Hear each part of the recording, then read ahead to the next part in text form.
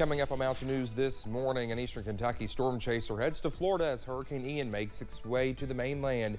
And landlords here in our region struggle to get assistance from groups meant to help them recover after floodwaters damaged or destroyed their properties. Dedicated to eastern and southern Kentucky, this is WYMT Mountain News this morning. Good morning to you. It's almost 5 o'clock on this Wednesday morning. I'm Dakota Makris. Thanks for waking up with us. And well, if you have to go outside for any reason right now, you better wear you a hefty little coat because it's certainly cold outside. Let's head over to Brandon. And Brandon, I brought out my winter coat this morning. I sure did. A little bit of fog. I've had mine out for a few days. I actually wore it most of yesterday. I was out and about across parts of the region. But again, you need it this morning for sure. Temperatures in the 30s in some spots. But this morning, want to start with a bit of breaking news in the weather world before we go to, well, it's okay. We'll be on graphics here for a second. Category 4 now for Hurricane Ian, bearing down on Florida's Gulf Coast. More on that here in a little bit. Zero visibility right now in Harlan, Logan at 1 mile, 10 miles across the rest of the region. But again, there is some patchy dense fog out there, so be aware of that. Temperatures already in the 30s in Clintwood, Wise, Jonesville, Williamsburg, Irvin, Moorhead, and that's it for now. But Middlesboro is right there on the cusp, and a lot of places in the region are on the cusp of that 40-degree mark there. Several degrees colder than it was this time yesterday morning in many locations. Zero exactly where it was yesterday in Jackson. So again, a cool start to the day. So grab the coffee, grab all the coffee that you're going to need this morning to keep you warm, and your out the door forecast, like Dakota said, bundle up because we're going to be seeing again cool temperatures all day long. 62 is our daytime high, so definitely a fall feel in the air. Dakota? All right, Brendan, thank you. Kentucky rescue and recovery crews are preparing to head south once Hurricane Ian passes. On Tuesday, Governor Andy Beshear tweeted he authorized the Kentucky National Guard to provide assistance in Florida. Chad Hedrick shares how Kentucky returning the favor after Florida's Division of Emergency Management helped out here after July's flood. As Hurricane Ian inches closer to the Florida Gulf Coast, people who live in the storm's path are preparing their homes and bracing for impact. We got to board up the windows still and try and cover up these windows, the door. We still have to sandbag them. Emergency crews are also gearing up to respond during the storm and looking for outside help.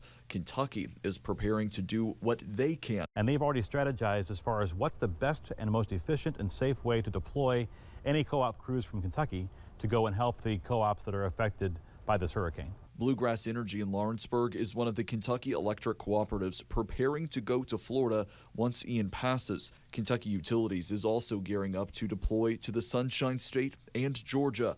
They have committed more than 200 employees and contractors to help with power outages. The most dangerous time is after a storm. It's not necessarily when the storm hits, but it's when people feel the need to start clearing. Emergency Disaster Services based out of Lexington is sending 1,000 people to the region. The state is also sending resources. Governor Beshear has authorized 3 Kentucky National Guard flight crews to help where they are needed, returning the favor after Florida crews helped in eastern Kentucky after July's floods. The Guard says they'll likely deploy Thursday after the storm passes. That was Chad Hedrick reporting. Volunteer groups that have spent the last 2 months in eastern Kentucky are also making plans to respond to Florida. Officials with Samaritan's Purse say any response to Florida will not take away from the work they are still doing in parts of eastern Kentucky. However, they have been making plans to start wrapping up operations in flood-damaged communities. All eyes are on Hurricane Ian as it approaches, and some eastern Kentuckians could experience it firsthand. Perry County native Chris Hall is with 606 Storm Chasing. He's in Florida right now, and he says they wanted to document the storm as it makes landfall.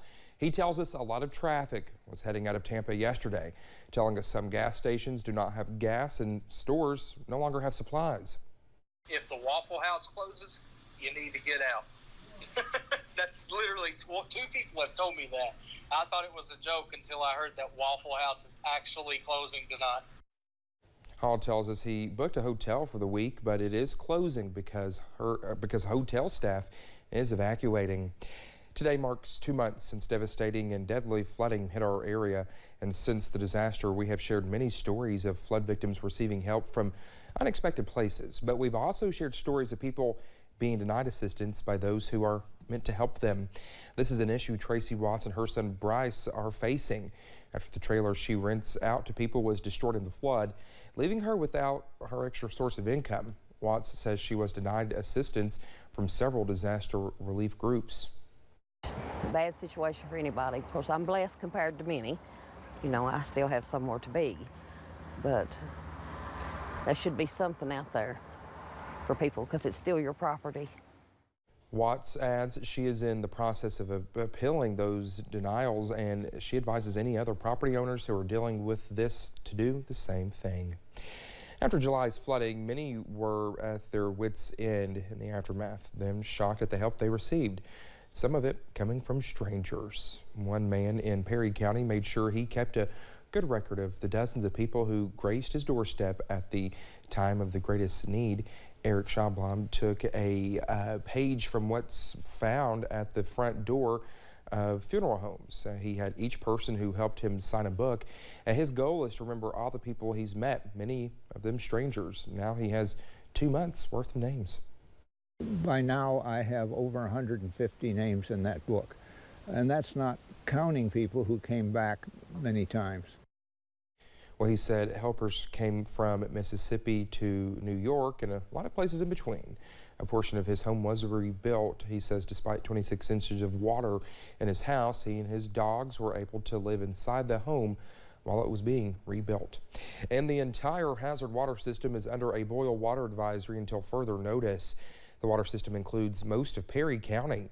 City of Hazard Utilities posted the advisory to Facebook around 3:45 Tuesday afternoon. Officials say the advisory is due to required maintenance. And a former Kentucky senator was laid to rest on Tuesday. Bobby Flynn died last week at the age of 95. Flynn was also a councilman in the city of Lexington for many years. He is the father of former pro baseball player Doug Flynn. Well, thank you so much for getting your Wednesday morning started with us here on Mountain News this morning. When we come back, take a look at the impacts Hurricane Ian is having on the Sunshine State before it even makes landfall. That's on the way next.